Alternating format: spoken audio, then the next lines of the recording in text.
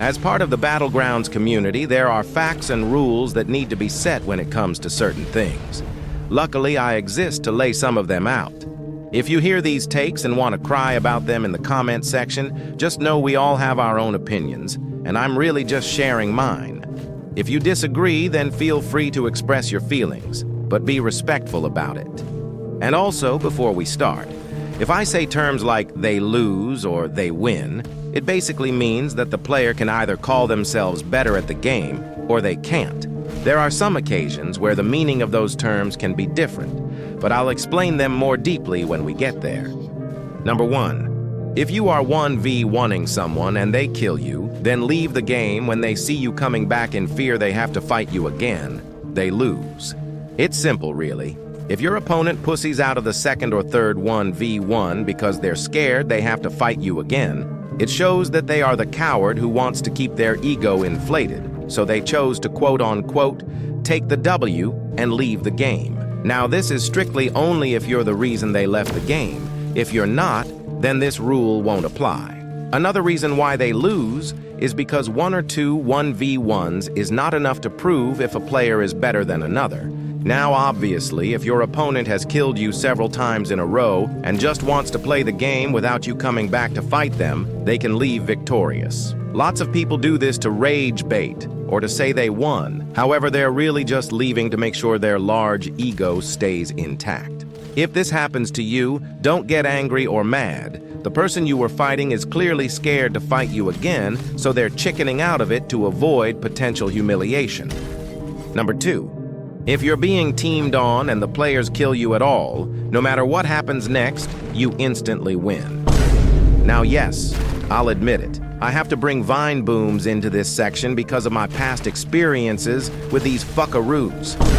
If you are fighting teamers as a solo, it really doesn't matter how many times you get killed. Once again, they have more available moves, so killing you proves absolutely fucking nothing. And if you're fighting teamers and they leave at any point, it is also your victory.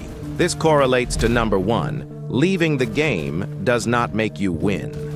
And if you're a little shit who leaves the game when this stuff happens, fuck you.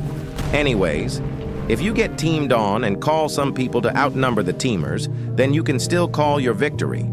Whoever teamed first basically said that they're a coward who can't play fair, therefore you can do the same back.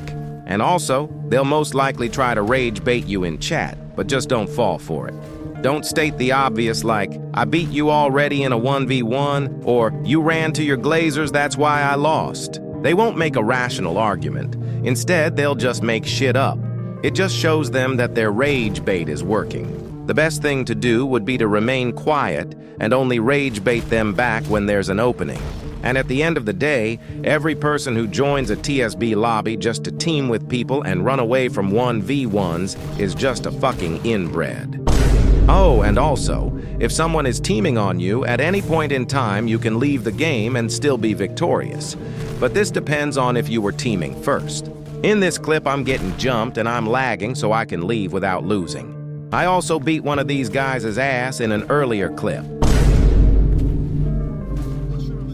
Number 3, and I can't stress this enough. It takes more than 1v1 among 2 players to see who's truly better at the game. Now, obviously, a 20k kill player is most likely going to be better than a 2k, but that's not what I'm focusing on. If you are 1v1ing someone around your skill level, whoever takes the cake the first time isn't necessarily better at the game. It takes multiple 1v1s to see who can adjust and adapt their playstyle the best. Even if your opponent kills you without taking a single hit of damage, there's still room to adjust your playstyle and adapt to them. Number 4. Teaming becomes bad when the teamers come after you, and not so much when you go after them. Look, I'm not saying you can't go back to teamers to fight them. What I'm saying is that if people are hanging out, maybe talking in voice chat or playing with new emotes, and you happen to start fighting them and they team on you, if they don't come back to you and you come back to them, then you can't necessarily call them teamers. Now, I know TSB is a fighting game, but you need to understand something. This game is always in an update drought, which causes players to get bored of doing the same thing. Sometimes people want to chill and talk or play with emotes. If they team on you because you are fighting them, neither of you are in the wrong. Whereas if they are sticking together because they can't fight you alone, then they are in the wrong. It's two different things. The logical thing to do when this happens is to send one person to attack the attacker, and not the whole army. Number 5. The threshold of 1v1s that need to occur to see who's truly better at the game among two people can greatly shrink depending on the ping difference. For example, let's say I have 100 ping while fighting someone who has 50. If I am able to put up a good fight against that person but still lose, then the course of events that determine who's better at the game lean towards my direction. If I lose multiple times while giving the 50-pinged player a run for their money, then it's safe to say it's a ping diff and neither player can be called better. Now this is flexible though. Let's say I end up beating the player once after 3 to 5 1v1s. I could technically say that I'm better because of the sheer ping difference and the disadvantage I have. This can get complicated and difficult to determine at times, considering the fact you don't know for sure what your opponent's ping is, and you can really only go off of what they say. But sometimes you can just tell if your opponent has lower ping. Number 6. Spamming does not fucking exist. Stop saying that shit in the chat. I know Sonic runners and Genos runners and blah blah blah. Don't give a shit, spamming doesn't exist. It's simply because of the fact you can't spam a move that has a cooldown. That's just it. Now there's one single occasion that I can think of where calling someone a spammer could actually make sense, and it's when someone is using Genos. Now, I'm not complaining about his character. It's just the fact he does get a cooldown refresh after every kill, even while in ult. Not to mention Jet Dive having one of the fastest cooldowns in the game. Besides that, there is no such thing as spam, so stop spamming that shit in the chat when I kill you. You are just ass at the game.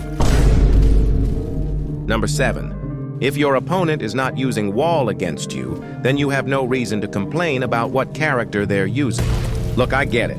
Those Saitama 50% combos piss me the fuck off too, but believe it or not, it's still balanced. Every character has a weakness against another. It's really just about ping and playstyle. I could tell you right now, the average Tatsumaki player is absolutely cooking the average Genos player. Same with your average Saitama and Metal Bat. There's just always a way to get around your opponent's moveset. I'm just tired of people losing against me then saying it's because of my character. Then when I switch to the character they're using and still dominate them, they still have some type of fucking excuse. Like, bro, take the damn L. There's always a bigger fish. Unless you're me. Number 8. Blaming your loss on your ping is not always an excuse. Look, I know I talk about ping a lot, but for a good fucking reason. Ping is one of the most difficult topics to discuss in terms of comp games, since there's just no way of getting around it. And no, I'm not gonna fucking flag.